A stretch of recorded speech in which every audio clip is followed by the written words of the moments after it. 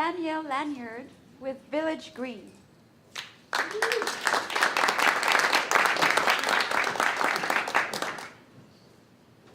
Good evening, everybody. Thank you so much for being here. It's a privilege and an honor to be in front of you. My name is Danielle Lanyard, and I'm the founder and CEO of Village Green, the needs exchange for the sharing economy. We're the place where entrepreneurs get their needs met through sharing. So why Village Green? Well, we all have needs. And let me tell you, entrepreneurs are everywhere, but access to resources isn't.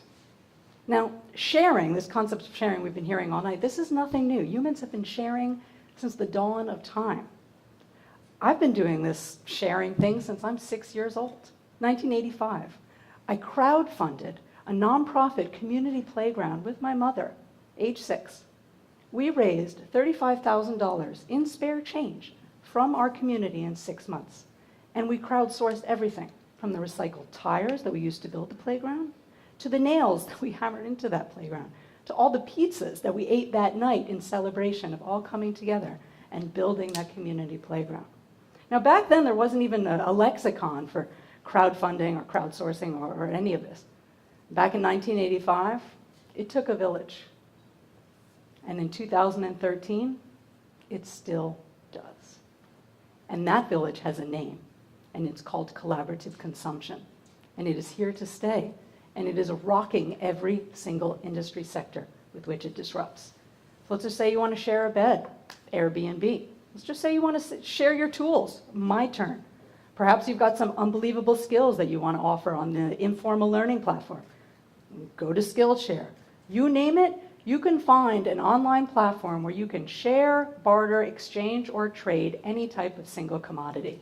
And let me tell you, the market is responding big time. Car sharing revenues alone have reached $3.3 billion. And the most recent report from the Altimeter Group by Jeremiah Owang projects that this market is going to reach $110 billion strong and growing, and this is just the beginning.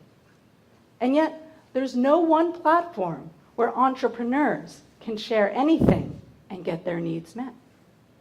So what do we do when we need to find a 3D printer to make our next hydro bee, or eco-friendly printer to print the business cards I'm going to hand out to you all tonight? Or let's just say you have a great idea and you want to bring it to market, but you don't know what to do. Where do you go? Where do you find a fledge or what have you? Or you need office space, or you want to rent a desk in a co-working space like this. You're new to town. You don't know where to go. How do you get your resources met?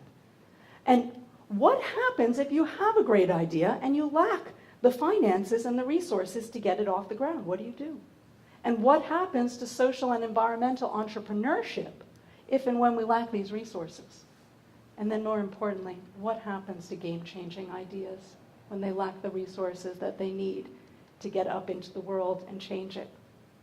Well, it's tough out there. Only 3% of all startups get funded. That's right, only 3%.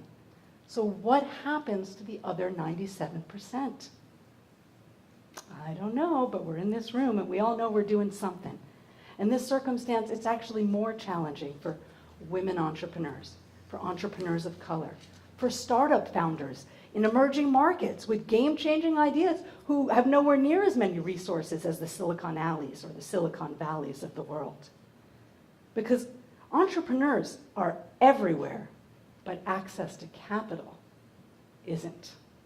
Now, we actually learned this firsthand because before Village Green, we did an offline version called Green Breakfast Club, doing the same sharing thing with entrepreneurs and innovators. We started in New York City, where I'm from, and over the course of the last 2 years, we've done 40 events per month in New York City, London, and Nairobi. We did offshoot events of Green Film Club and Green Cocktail Club. So we had some 40 events, 3 continents, multiple industry sectors, but one commonality, which is when we brought people together for the purposes of sharing and helping each other, when we gave them a platform with which to help each other, they would do so. And collectively, we all thrived. So we learned from this experience. And what grew out of it, and what I've done for the last 2 months in Fledge, is build the platform to enable entrepreneurs to help each other. So let's talk about what it does. Users can go online, set up a profile, and post what your needs are and what you have to share. You'll develop a content stream by following relevant hashtags in your industry or your field. And then your stream will show any posting from the needs exchange that features that hashtag. That's how you'll find users whose needs you can meet, and that's how you'll find users who have resources that could help you meet your needs.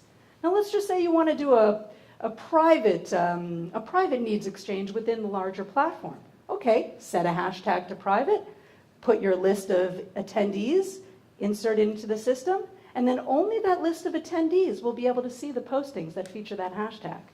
Now this will be a private group within the larger platform, but the platform will always remain open, and we will always have one mission, and it will be very simple: to help entrepreneurs get the resources they need to grow, succeed, and thrive. Because what we learned from 2 years of offline, friends, before we went digital, is that entrepreneurs, they actually have a resource that they need more than anything else. And their greatest resource is each other. It's going to take a village, which means it's going to take you all. Village Green has one huge ask tonight that we're hoping that you will all fulfill, which is join our private beta, become part of our community, and help us revolutionize the sharing economy and the global entrepreneurial ecosystem together. Thank you.